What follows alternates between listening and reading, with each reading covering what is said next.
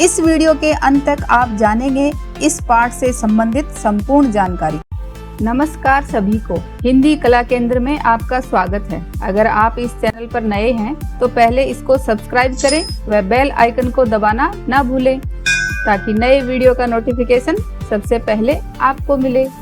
बच्चों, आज हम पढ़ने जा रहे हैं हमारी हिंदी की पुस्तक दुर्वा का पाठ 14, जिसका शीर्षक है बच्चों के प्रिय श्री केशव शंकर पिल्लई, जिनके व्यक्तित्व के बारे में आज हम जानेंगे, जो बच्चों को बहुत प्रिय थे और साथ में बहुत अच्छे कार्टूनिस्ट भी थे। ये देखो, इस तरह के वो कार्टून बनाते थे। बच्चों, कुछ लोग अपनी रुचि के अनुसार अपनी मनपसंद या महत्वपूर्ण चीज़ों का संग्रह करते हैं, जैसे डाक टिकटें, पुराने सिक्के या नोट या विभिन्न प्रकार के कंचे, शंख। तो कुछ लोग विभिन्न प्रकार की गुड़ियों का संग्रह करने का शौक रखते हैं, लेकिन ये सब काम छोटे बच्चे करते हैं ज़्यादातर। लेकिन क्या आपने सुना है कि किसी बड़े व्यक्ति ने ऐसा किया हो?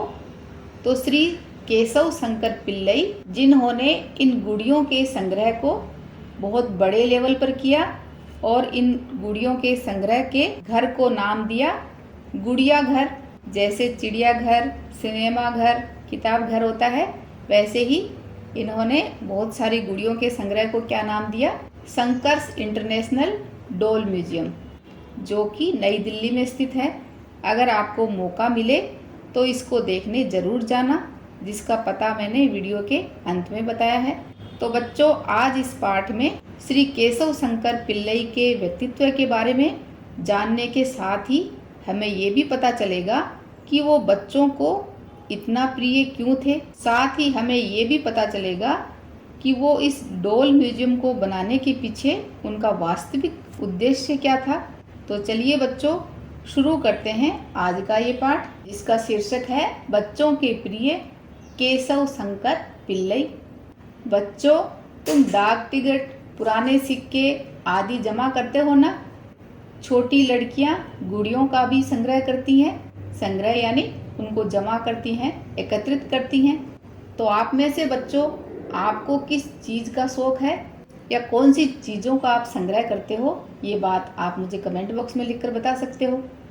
लेकिन ढेर सारी गुड़ियों का संग्रह करना उनके लिए मुश्किल है। 2-4 गुड़िया तो आप जमा कर सकते हो, लेकिन जब बहुत अधिक संख्या में हो जाए तो उनको संग्रह करना बहुत मुश्किल होगा। क्या समस्या हो सकती है? क्योंकि एक तो गुड़िया महंगी होती हैं, दूसरे उन्हें सुरक्षित रखने के लिए जगह भी ज़्यादा चाहिए। गुड़ियों के संग्रह में ये दोनों परेशानी हो सकती हैं। लेकिन क्या तुमने कभी किसी बड़ी उम्र के पुरुष को गुड़ियों का संग्रह करते देखा है? नहीं ना? यहाँ मैं तुम्हें उस व्यक्ति के बारे में बताने जा रही हूँ, जिसने 2, 4, 5, 10 नहीं, 5000 से भी अधिक गुड़ियों का संग्रह किया है। सारी दुनिया में घूम घूम कर विभिन्न देशों से, विभिन्न यानी कई तरह के देशों से भांति भांति का अर्थ है विभिन्न प्रकार की रंग बिरंगी गुड़ियों का, खूबसूरत गुड़ियों का संग्रह।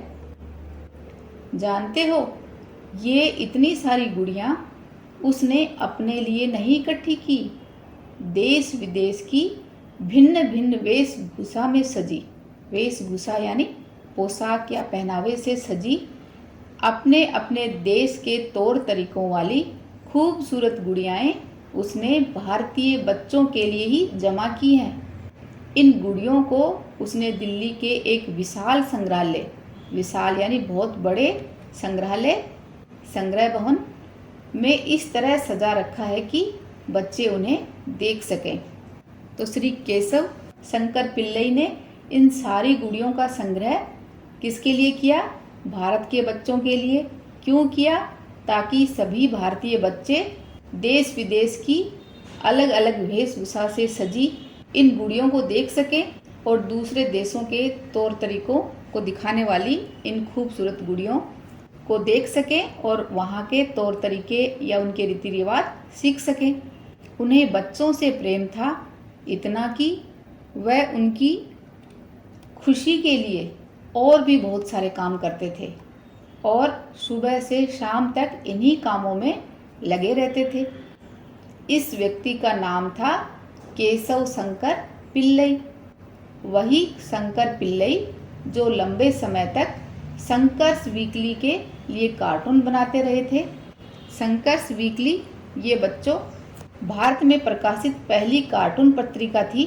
शंकर्स वीकली का प्रकाशन भारत में कार्टून कला के पितामह कहे जाने वाले कार्टूनिस्ट केशव शंकर पिल्लई ने प्रारंभ किया था। तो बहुत लंबे समय तक केशव शंकर पिल्लई इसी पत्रिका के लिए कार्टून बनाते रहे। बाद में उन्हें गुड़ियों के संग्रह का आइडिया आया। वे बच्चों के लिए प्यारी प्यारी पुस्तकें और पत्रिकाएं निकालते थे। उनके लिए चित्रकला प्रतियोगिताएं आयोजित करते थे। प्रतियोगिता का अर्थ है प्रतिद्वंदिता या होड़ और आयोजित का अर्थ है समारोह जुटाना। तो बच्चों के लिए चित्रकला कंपटीशन का आयोजन करते थे। सिर्फ भारत के ही नहीं बल्कि सारी दुनिया के बच्चे उन्हें जानते हैं। बच्चे ही उनकी कमजोरी थे और बच्चे ही उनकी ताकत। बच्चों से वो बहुत प्यार करते थे, इसलिए बच्चों के लिए कुछ करना चाहते थे। और बच्चे ही उनकी ताकत कैसे? क्योंकि बच्चों की वजह से ही सब लोग उन्हें जान पाए। केशव शंकर पिल्लई का जन्म 1902 में त्रिवेंद्रम में हुआ था। त्रिवेंद्रम विश्वविद्यालय से बीए करने के बाद उन्होंने मुंबई में सिंधिया शिपिंग कंपनी के संस्थापक के निजी सचिव के रूप में नौकरी की। साथ ही साथ कानून का अध्ययन और चित्रकला का अभ्यास भी चलता रहा। कार्टून बनाना उनकी हॉबी थी। बॉम्बे क्रॉनिकल ये क्या है? ये एक अंग्रेजी भाषा का समाचार पत्र था, यानी अंग्रेजी का न्यूज़पेपर था।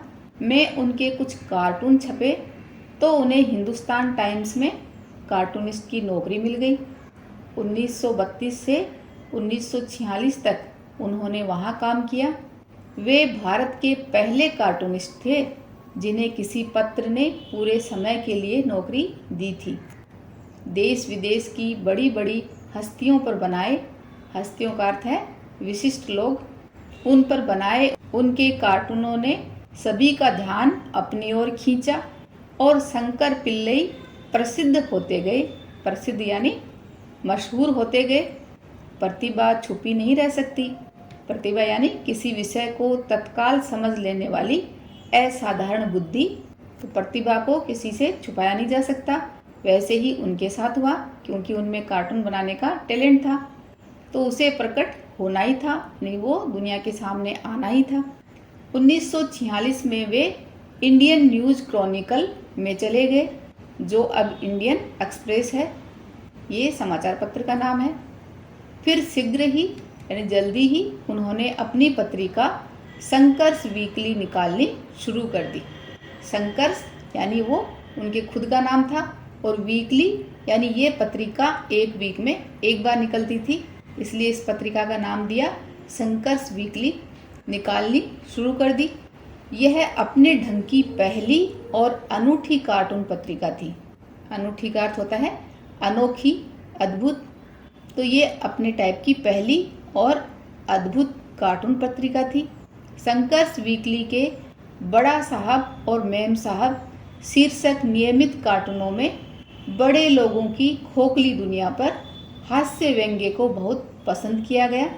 तो ये इस पत्रिका में दो शीर्षक थे, बड़ा साहब और मेम साहब। तो इन पर वो क्या करते थे? बड़े लोगों की खोखली दुनिया पर हास्य व्यंग्य का अर्थ है हंसी मजाक के कार्टून बनाते थे, जिनको बहुत पसंद किया गया। खोखली का अर्थ होता है पोली या किसी ठोस वस्तु के भीतर खाली स्थान होना, लेकिन यहाँ पर खोखली दुनिया से अर्थ है कि बड़े लोगों की बाहर की बनावटी दुनिया अलग और अंदर की जो वास्तविक दुनिया थी उस पर हंसी मजाक करते हुए वो कार्टून बनाते थे, जिसको लोगों ने बहुत पसंद किया। लगभग 25 साल यानी 25 ईयर पहले इन बड़े लोगों को इनके हाल पर छोड़ना, ये बच्चों एक मुहावरा है जिसका अर्थ है नज़रअंदाज करना। तो इन बड़े लोगों को इनके हाल पर छोड़ शंकर बच्चों की ओर झुक गए। उन्हें लगा ये सुंदर प्यारे प्यारे भोले भाले बच्चे कितने उपेक्षित हैं। उपेक्षित का अर्थ है तिरस्कृत या जिनकी ओर पूरी तरह ध्यान न दिया जाए। तो इन भोले भाले बच्चों की तरफ कोई नहीं देख रहा है, तो क्यों ना इनके लिए, इनकी खुशी के लिए ही काम किया जाए। ये सोचकर इन्होंने बड़े लोगों को अपने हाल पर छोड़ दिया और बच्चों की ओर झुक गए। कलाकार तो भावुक होते ही हैं, भावुक यानी संवेदनशील होते ही हैं। बच्चों के प्रति उनके मन में जो प्रेम उमड़ा, यानी जो प्रेम के भाव आए, तो वे उन्हीं के ख्यालों में डूबते चले गए। ख्याल का अर्थ है विचार या भाव, तो उसी भाव में डूबते चले गए। उन्होंने पहली बार संकर्ष वीकली द्वारा 1948 में बाल चित्रकला प्रतियोगिता का विचार लोगों के सामने रखा। उनका ये विचार नया था और साथ ही बच्चों के हित यानी बच्चों की ही भलाई के लिए था, इसलिए लोगों ने उसे बहुत पसंद किया। उस समय देश के प्रधानमंत्री और बच्चों के प्यारे चाचा नेहरू को भी ये विचार अच्छा लगा। 1949 में पहली अंतर्राष्ट्रीय बाल चित्रकला प्रतियोगिता हुई, यानी ये बाल चित्रकला प्रतियोगिता 2 राष्ट्रों के बीच में हुई। 1950 में संकर्ष वीकली के बाल विशेषांक में, विशेषांक क्या होता है बच्चों? विशेष प्रकार का अंक, यानी किसी विशेष विषय को आधार बनाकर छापा गया अंक। जैसा कि आपने देखा होगा, स्त्री विशेषांक, बुनाई विशेषांक या पकवान विशेषांक, तो उस पूरी पत्रिका में उसी एक विशेषांक को लेकर बात की जाती है। तो यहाँ पर बाल विशेषांक में, जहाँ पर बच्चों के बारे में बात हो, में श्री नेहरू ने लिखा था, अनेक देशों के बच्चों की यह फौज अलग अलग भाषा वेशभूषा में होकर भी एक जैसी ही है। कई देशों के बच्चों को इकट्ठा कर दो, वे या तो खेलेंगे या लड़ेंगे, और यह लड़ाई भी खेल जैसी ही होगी। वे रंग, भाषा या जाति पर कभी नहीं लड़ेंगे। तो इस बाल विशेषांक में नेहरू जी ने लिखा था कि अनेक देशों की फौज, बच्चों की ये फौज जो कि अलग अलग भाषा बोलती है, अपने अपने देशों की वेशभूषा पहनती है, तो ये सब अलग अलग होकर भी एक जैसे ही हैं, क्योंकि बच्चे कभी भी या तो साथ में खेलेंगे या लड़ेंगे, तो उनकी लड़ाई भी खेल की तरह ही होगी। वो कभी भी रंग, भाषा और जाति को लेकर नहीं लड़ेंगे। शंकर पिल्लई का उद्देश्य भी यही था।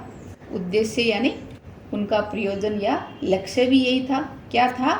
कि संसार भर के बच्चों को निकट लाना, निकट यानी पास में लाना, ताकि वो एक दूसरे की संस्कृति को जाने, एक दूसरे की भाषा को जाने, वेशभूषा, यहाँ के अलग अलग देशों के रीति रिवाज। इसके बाद हर वर्ष संकर्ष वीकली के बाल विशेषांक निकलते रहे। हर वर्ष यह प्रतियोगिता होती रही और उसमें भाग लेने वाले बच्चों की संख्या भी बढ़ती रही।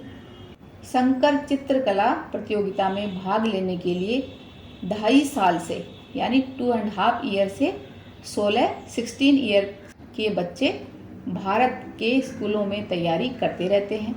भारत के बाहर भी लगभग 100 देशों के बच्चे हर वर्ष इस अंतर्राष्ट्रीय बाल चित्रकला प्रतियोगिता में भाग लेते हैं।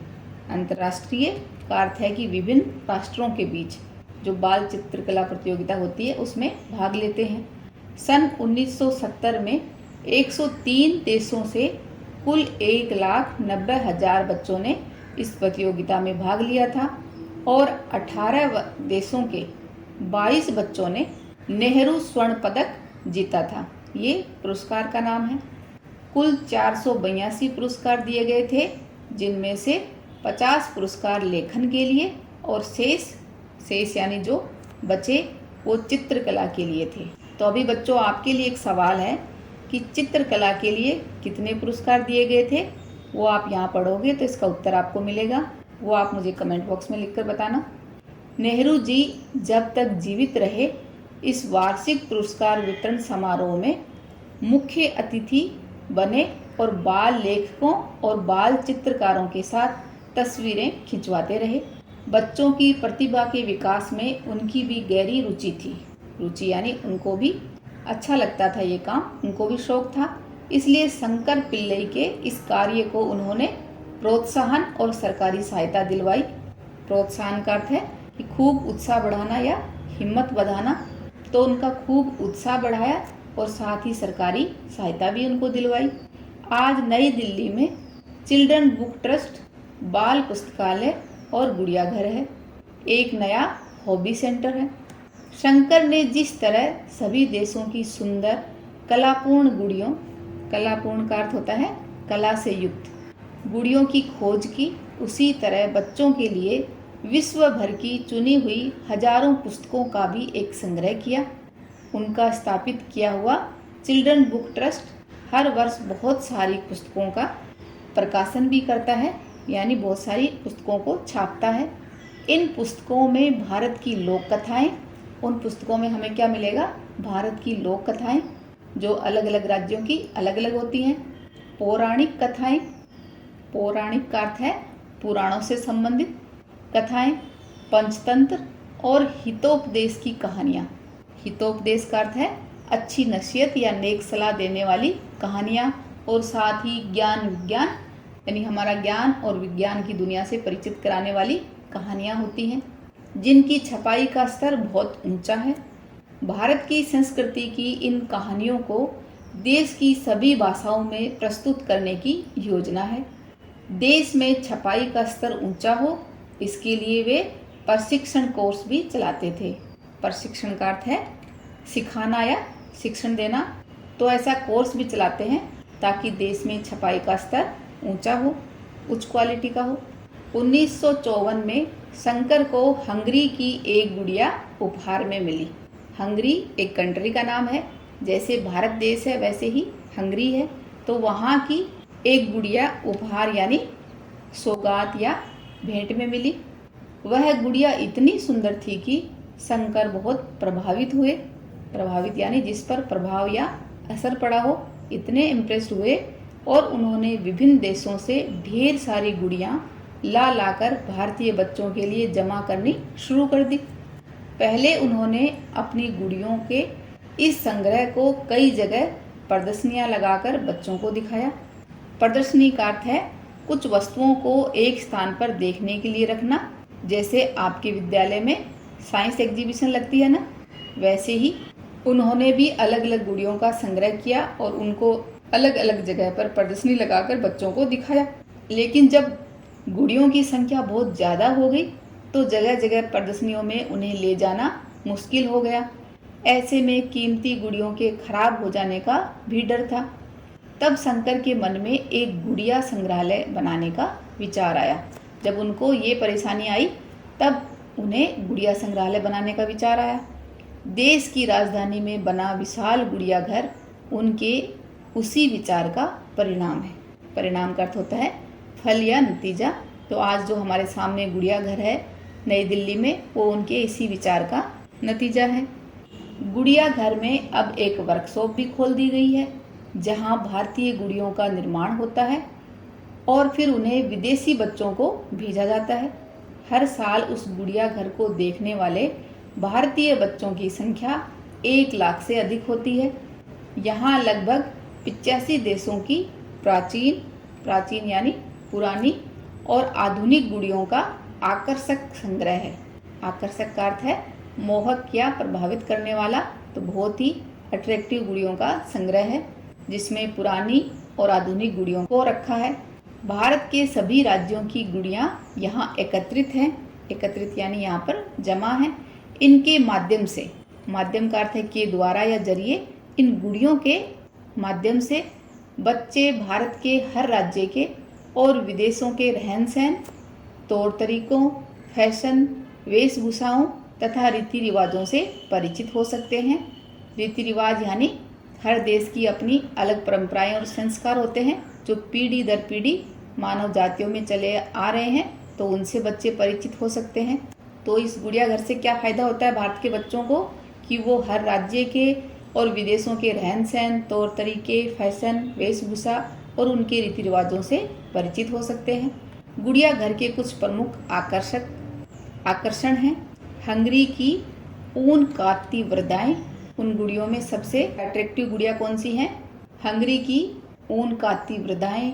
टर्की की संगीतज्ञ टोली, स्पेन की प्रसिद्ध सांड से लड़ाई, जापान का चाय उत्सव और काबू की नर्तकियाँ, इंग्लैंड का राज परिवार और शेक्सपियर जैसे कवि, ये सब उस गुड़िया घर में देखने को मिलेगा। अफ्रीका के आदिवासी, भारत की सांस्कृतिक झांकियाँ और देश विदेश के बच्चों का कक्ष, चंद्र तल पर मानव आदि, ये सब गुड़िया घर में देखने को मिलेगा। ये गुड़ियाएँ इतनी आकर्षक हैं कि हंसती बोलती, काम करती, चलती फिरती, सजीव सी लगती हैं। सजीव सी यानी ऐसा लगता है कि वो सब जिंदा ही वहाँ पर बैठी हुई हैं। बच्चे इनके बीच जाकर घंटों खो जाते हैं। इस संग्रहालय को एक दिन में अच्छी तरह देखा भी नहीं जा सकता और इसे कई बार देखने पर भी मन नहीं भरता। बच्चों का भरपूर मनोरंजन हो और देश विदेश के बारे में उनकी जानकारी बढ़े। गुड़िया घर की स्थापना के पीछे शंकर का यही उद्देश्य था। स्थापना यानी संस्था या मंडली आदि बनाने का कार्य। तो इस गुड़िया घर को स्थापित करने के पीछे शंकर का यही उद्देश्य था। बच्चों के विकास के लिए शंकर की अगली योजनाएं थी आर्ट क्लब और हॉबी सेंटर चलाना, भारत के बच्चे नामक पुस्तकों की एक लंबी सीरीज निकालना और हर वर्ष छुट्टियों में 3-4 कैंप लगाकर सारे भारत के बच्चों को एक जगह मिलने का अवसर देना। अपनी इस योजना को वे बच्चों का जनतंत्र नाम देना चाहते थे। तो ये केशव शंकर पिल्लई की योजनाएं थी बच्चों के लिए। इस तरह केशव शंकर पिल्लई अपने बाल प्रेम और कृतियों से, कृतियाँ यानी रचनाएं या पुस्तकों के माध्यम से न सिर्फ भारत में बल्कि पूरे विश्व में विख्यात हो गए। विख्यात का अर्थ है प्रसिद्ध या मशहूर हो गए। दुनिया भर के बच्चों से उन्हें प्यार था, तो देश विदेश के लाखों बच्चों का प्यार भी उन्हें मिला। इसीलिए पाठ में कहा गया था कि बच्चे ही उनकी कमजोरी थे और बच्चे ही उनकी ताकत।